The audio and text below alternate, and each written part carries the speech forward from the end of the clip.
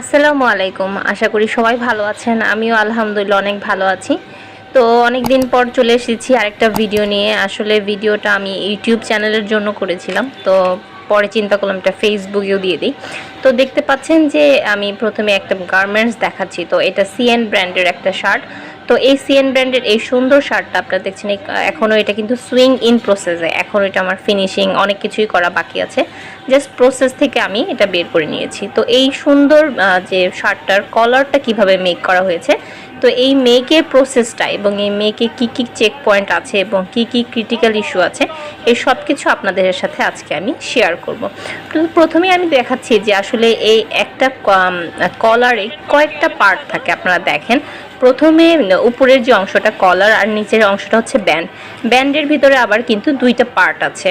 আবার সেম কলারের ভিতরে কিন্তু দুইটা পার্ট আছে এবং প্রত্যেকটা সাইজের সাথে কিন্তু কলারের সাইজও কিন্তু ডিফারেন্স হয়। এখানে দেখতে পাচ্ছেন CHE মানে CHM মানে সিএন্ডের অনুযায়ী তাদের বাইরের রিকোয়ারমেন্ট অনুযায়ী বিভিন্ন কিন্তু সাইজের গ্রেডের প্যাটার্ন দেওয়া থাকে এবং সেই প্যাটার্ন অনুযায়ী কিন্তু আমার বিভিন্ন সাইজের জন্য বিভিন্ন কলার হয়ে থাকে।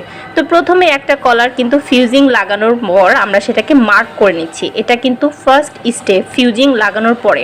তো প্রথমে একটা পার্ট হচ্ছে কলারের ফিউজিং পার্ট, আর আরেকটা হচ্ছে আপনার ফেব্রিক পার্ট।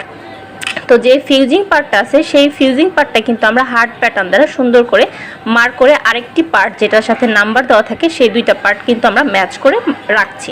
তো ম্যাচ করে রাখার পর যেটা হচ্ছে আমার অপারেটর দ্বারা, এটা একটা ভার্টিক্যাল মেশিন দ্বারা কিন্তু সেই মার্ক বরাবর করে কিন্তু একটা স্টিচ বা সেলাই করে নেওয়া হচ্ছে। আর বাকি অংশটা কিন্তু এই ভার্টিক্যাল মেশিনে কেটে যাচ্ছে। আপনারা একটু ভালো করে খেয়াল করুন, তাহলে কিন্তু দেখতে পারবেন জিনিসটা।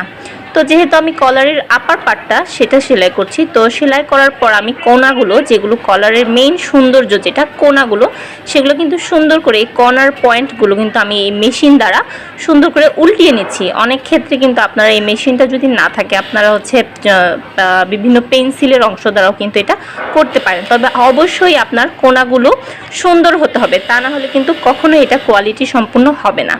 তারপরে কোনাগুলো উঠানোর পরে আমি যে প্রসেসটা করছি সেটা হচ্ছে টপ সিন দিয়ে নিচ্ছি, বা যেটাকে আমরা TH বলে থাকি, টপ স্টিচ। তো সেটা আমরা দিয়ে নিচ্ছি। দেখতে পাচ্ছেন প্রত্যেকটা কর্নার সুন্দর করে মাঝ বরাবর, যেটা কিন্তু কোনো লব চিকন মোটা হওয়া যাবে না। যে মার্কটা আছে সেই মার্ক বরাবর কিন্তু করতে হবে। তো যেটা হচ্ছে আমি ওই মার্কটা করার পর আমি এখন ব্যান্ডের চলে যাব, ব্যান্ডের অংশটা। তো ব্যান্ডের নিচের অংশটা আমি করেছি, ব্যান্ডের যে নিচের পার্টটা আছে। তো ব্যান্ডের পার্টটাও সেম ফিউজিং লাগিয়ে আমি এটাকে রুলিং করে নিয়েছি। তো রুলিং করার পর আমি হচ্ছে এখানে কলার পেয়ে গেছি, ব্যান্ডের নিচের অংশ পেয়ে গেছি, আর একটা ব্যান্ডের ফেব্রিক পার্ট পেয়ে গেছি। এবং প্রত্যেকটা কিন্তু আপনার নাম্বার স্টিকার মিলানো থাকে। নাম্বার স্টিকার যদি না থাকে তাহলে কিন্তু শেডিং হয়ে যাওয়ার সম্ভাবনা থাকে। সো অবশ্যই এগুলোকে 100% নাম্বার মিলিয়ে প্রত্যেকটা পার্টের সাথে কিন্তু একজন হেল্পার এগুলোকে মিলিয়ে দিচ্ছে। তো মিলিয়ে দেওয়ার পরে আপনি দেখুন খেয়াল করে, এটা হচ্ছে ক্রিটিক্যাল একটা পার্ট, সেটা হচ্ছে ব্যান্ড জয়েন। কলারের সাথে ব্যান্ড যে জয়েন করা হচ্ছে এটা অবশ্যই আপনাকে প্যাটার্ন দ্বারা সুন্দরভাবে ধরে এই কাজটা কিন্তু করতে হবে। এই কাজটা ভার্টিক্যাল মেশিনে করা হচ্ছে যাতে সুন্দরভাবে প্যাটার্ন দ্বারা হাত দিয়ে করা হয় এবং এক্সের যে অংশগুলো আছে সেগুলো ভার্টিক্যাল অংশ মানে মেশিন দ্বারা কেটে যায় বা পড়ে যায়, যেটা আমার এক্সেস লাগছে না। আপনারা দেখেন খুব সুন্দরভাবে কিন্তু করা হচ্ছে। এটা কিন্তু একটা ব্যান্ড জয়েন, এটা কিন্তু একটা ক্রিটিক্যাল প্রসেস। তো আপনাদের কিন্তু এই জিনিসটাই খেয়াল করতে হবে। তো ব্যান্ড জয়েনের পরে যেটা হচ্ছে ব্যান্ডের ওই পার্টটাকে উল্টিয়ে টপ সিন দিয়ে নিতে হবে। তো ব্যান্ড জয়েনের ক্ষেত্রে আমরা দেখেছি এক্সট্রা পার্টগুলো কেটে যাচ্ছে। তারপরেও যদি আপনার কাছে মনে হয় টপ সিন দেওয়ার সময় যে না আর একটু কাটলে ভালো হয়, সেই ক্ষেত্রে কিন্তু আপনি একটু সিজারিং করে নেবেন। সিজারিং করে নিলে কিন্তু সে পার্টটা একটু ভালো হবে, তা না হলে কিন্তু কখনোই টপ সিনটা সুন্দর হবে না আর এটা কোয়ালিটি সম্পূর্ণ হবে না। তো কাটিং করার পর সেটাকে জাস্ট উল্টিয়ে আমি এখানে টপ সিনটা দিয়ে নিচ্ছি।